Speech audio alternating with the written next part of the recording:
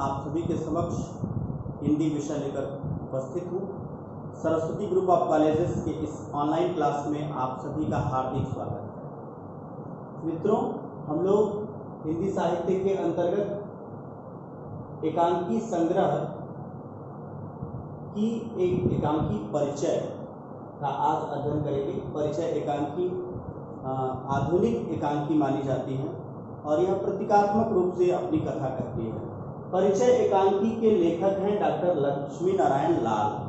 Doctor Lakshmi Narayan Lal ji ने आधुनिक हिंदी साहित्य में महत्वपूर्ण योगदान दिया है और एकांकी को एक नई पहचान दिलाई। आधुनिक एकांकी के सर्वश्रेष्ठ रचनाकारों में, सर्वश्रेष्ठ लेखकों में डॉक्टर लक्ष्मी नारायण लाल जी का नाम अवश्य आता है। परिचय एकांकी किस प्रकार की एकांकी है, इसमें कौन कौन से पात्र हैं, इसे हम जानेंगे।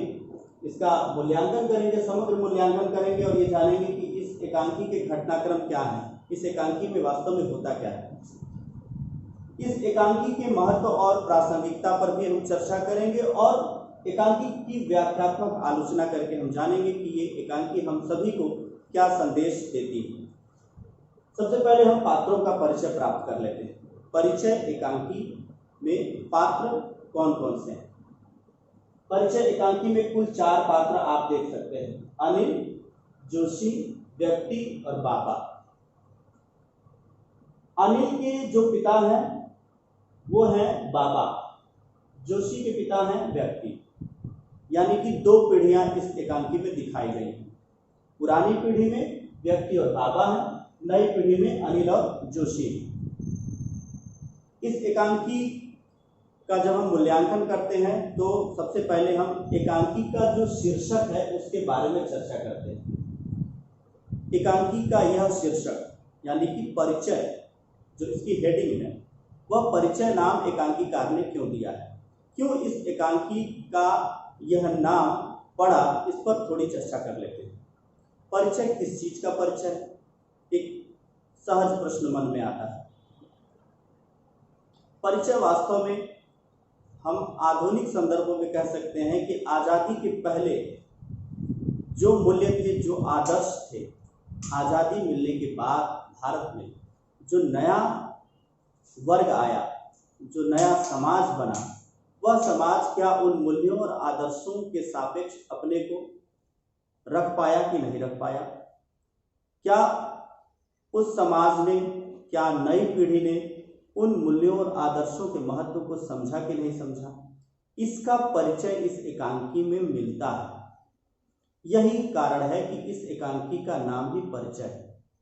जब अनिल यह पूछता है एकांकी के शुरू में ही कि आखिर हमारा परिचय क्या है, तो वास्तव में वह यह प्रत्येक व्यक्ति, जो भारत का प्रत्येक निवासी है, उससे पूछ रहा है कि आखिर हमारा परिचय क्या है। हम जिस रूप में जाने जाते रहे हैं, क्या वह रूप हमारा बना हुआ है? क्या वह स्वभाव बना हुआ है? क्या वह व्यवहार बना हुआ है कि नहीं बना हुआ है? इसका परिचय वह जानना चाहता है। एकांकी का कथानक क्या है? देखिए, यह एक प्रतीकात्मक एकांकी है। जैसा कि मैंने बताया कि प्रतीकात्मक एकांकी है, इसका मतलब कि इसकी कथा स्पष्ट नहीं है, यह प्रतीक के रूप में कही गई बात है। एकांकी के आरंभ में ही हम देखते हैं कि एक शोर शराबा होता है, कुछ अस्पष्ट आवाजें आती हैं। उन आवाजों के बीच में ही एकांकी का पात्र अनिल मंच पर आता है।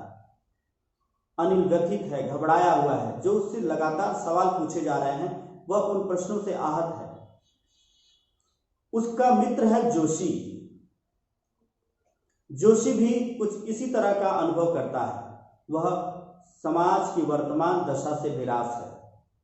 वह यह प्रश्न करता है कि जो पुरानी पीढ़ी के मूल्य थे, जो पुरानी पीढ़ी के आदर्श थे, जो आज़ादी की लड़ाई लड़ने वाले लोग थे, उन्होंने आज़ादी की लड़ाई जिन कारणों से लड़ी, क्या वो कारण आज भी हम बचाए रख सके हैं कि नहीं रख सके?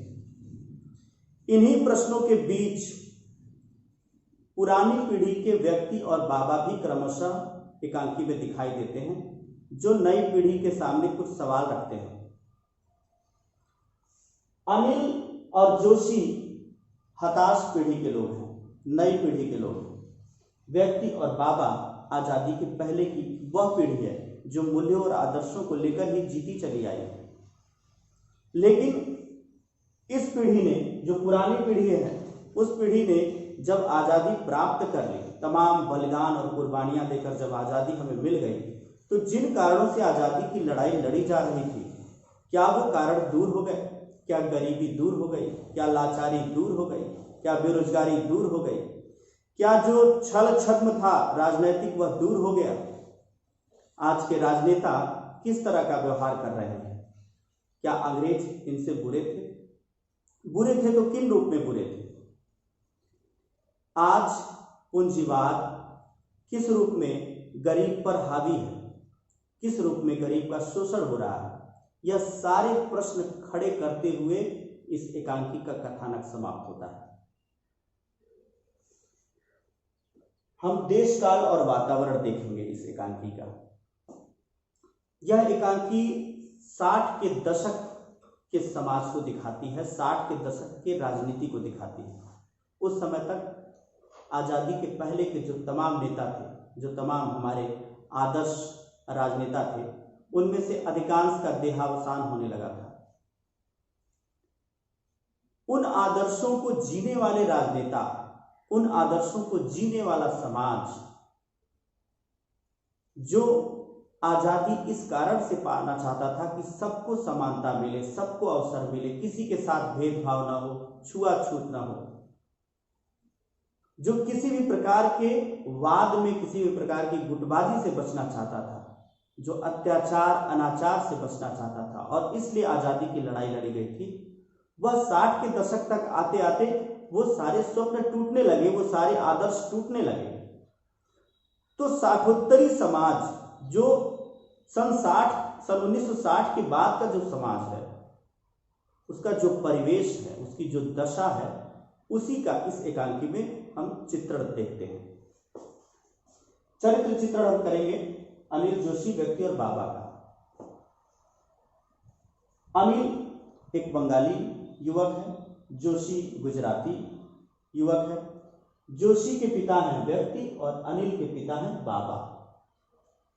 जो पुरानी पीढ़ी के दोनों पात्र हैं, व्यक्ति और बाबा, ये नई पीढ़ी के दोनों पात्रों से अलग अलग तरह से तर्क करते हैं।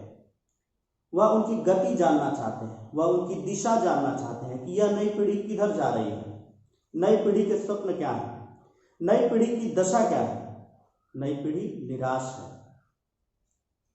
तो कुल मिला के ये चारों पात्र हमारे आधुनिक भारत की संवेदनाओं को उभारते हैं या हमारी निराशा को प्रकट करते हैं। आज भी आर्थिक तौर पर हम आजाद नहीं हो सके, आज भी उसी प्रकार एक शोषक वर्ग है और उसी प्रकार एक वह वर्ग है जिसका शोषण हो रहा है। आज भी महिलाएं, गरीब, छात्र, किसान, श्रमिक उसी प्रकार की व्यथित जीवन जी रहे हैं, उसी प्रकार की लाचारी में जीवन यापन कर रहे हैं। संवाद इस एकांकी के संवाद भी बड़े प्रतीकात्मक हैं, और जब हम संवादों को सुनते हैं तो हमारे अंदर एक रोमांच आता है, हमारे अंदर एक क्रोध आता है, गुस्सा आता है। हम सोचते हैं कि वास्तव में हम क्या बदल सके। तो जो संवादात्मकता है इस एकांकी की, वह अत्यंत प्रेरक है और वह हमारे मनोवेग को बढ़ाती है। हमारे अंदर एक क्रोध पैदा होता है, हमारे अंदर एक ऐसी मनोदशा की उत्पत्ति होती है जो आज के समाज की दशा और दिशा का हमें बोध कराती है। भाषा शैली कैसी है? अधिकांशतः अस्पष्ट भाषा का प्रयोग हुआ है। लेखक कई तरह के शब्दों का प्रयोग करके अलग अलग संकेत करता है। वह भीड़ और कोलाहल का प्रदर्शन करता है। वह संकेत के माध्यम से यह बताता है कि कैसे शेर हाथी के ऊपर सवार है और उस शेर के पास एक बकरी छाता लगाए खड़ी है। उस छाते के पीछे मकड़ी का जाल है और उस मकड़ी के जाल में हिंदुस्तान फंसा हुआ है। यह हिंदुस्तान बेबस है, लाचार है। इस एकांकी का उद्देश्य क्या है? इस एकांकी का उद्देश्य बहुत महान है। यह एकांकी अनेक प्रकार से नई पीढ़ी को दिशा बोध कराती है। वह बताती है कि नई पीढ़ी को क्या क्या मूल्य और क्या क्या आदर्श अपनाने चाहिए। वो आदर्श जो टूट रहे हैं, वह ईमानदारी का आदर्श हो सकता है, वह परिश्रम का आदर्श हो सकता है, वह कर्तव्य परायणता का आदर्श हो सकता है, वह राजनीतिक मूल्यों का आदर्श हो सकता है, वह आर्थिक स्वतंत्रता का आदर्श हो सकता है। इन सारे आदर्शों को अपनाने के लिए यह एकांकी हमें प्रेरित करती है। परिचय एकांकी का महत्व और प्रासंगिकता इसी बात में है कि जिन मूल्यों और जिन आदर्शों के लिए, जिन सपनों को सजाकर हमने हिंदुस्तान के आज़ादी की लड़ाई लड़ी थी, वो लड़ाई बदस्तूर जारी रहे तब तक जब तक हमें वास्तविक रूप से आज़ादी नहीं मिल जाती। आतंकवाद, नक्सलवाद, राजनीतिक स्वार्थ, जो सामाजिक भेदभाव है, सामाजिक विघटन है, जो नफरत की राजनीति है, जो सांप्रदायिकता है, उन सभी को यह एकांकी हमारे सामने उजागर करती है और कहती है कि जब तक भारत का प्रत्येक नागरिक उन मूल्यों और आदर्शों को स्वयं में जीने नहीं लगता तब तक हमें वास्तविक आज़ादी नहीं मिल सकती। कुछ व्याख्यात्मक आलोचना में हम इस चर्चा को करेंगे कि क्या जोशी और अनिल यानी कि जो नई पीढ़ी के प्रतिनिधि हैं वो इस बात को समझ पा रहे हैं कि केवल निराश है। जोशी का एक कथन आता है कि मैं जैसे जैसे बड़ा होने लगा, मेरे चारों ओर निराशा दिनों दिन गहरी होती चली गई। जो पढ़ाया गया था स्कूली जीवन में, जिन आदर्शों को बताया गया था, जब जोशी बड़ा होने लगा तो वो अपने आसपास के वातावरण में नफरत और स्वार्थ को देखकर घबरा गया। तो जोशी को यह लगा कि जिस आदर्श को पढ़ाया गया है, समझाया गया है हमारी नई पीढ़ी को, हम सभी को, क्या वह आदर्श वास्तव में समाज में है? क्या वह मूल्य हैं? जब राजनीतिक स्वार्थों को उसने देखा उस समाज में जब उसने गरीब और अमीर की खाई को देखा तो वो निराश हुआ। निश्चित रूप से परिचय एकांकी केवल निराश नहीं करती, वह प्रेरित करती है कि इसकी शुरुआत हमें ही करनी होगी।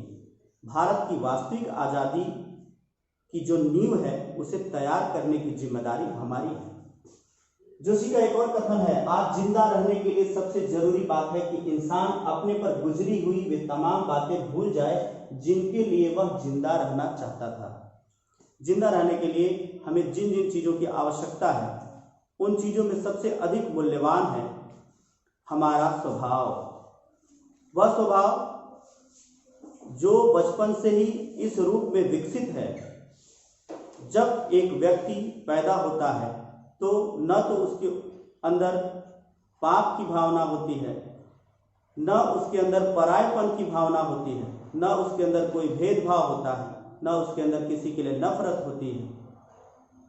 वह व्यक्ति एकदम कोरा कागज होता है, लेकिन समाज उसको एक ऐसे सांचे में ढालते चला जाता है कि वह व्यक्ति जो बिल्कुल निश्चल था, निर्मल था, उसके ऊपर सामाजिकता की, राजनीति की गर्व बढ़ती जाती है, एक धूल बैठती जाती है। जोशी यहाँ जब व्यंग करता है कि जिंदा रहने के लिए जो चीजें सबसे जरूरी थी उन्हें उसे भूल जाना होगा, तब वह वास्तव में यह कहता है कि हमें अपने मूल्यों, हमें अपने आदर्शों में आस्था बनाए रखनी चाहिए। ये मूल्य और आदर्श कभी टूटने नहीं चाहिए। आज की कक्षा में बस इतना ही। बहुत बहुत धन्यवाद।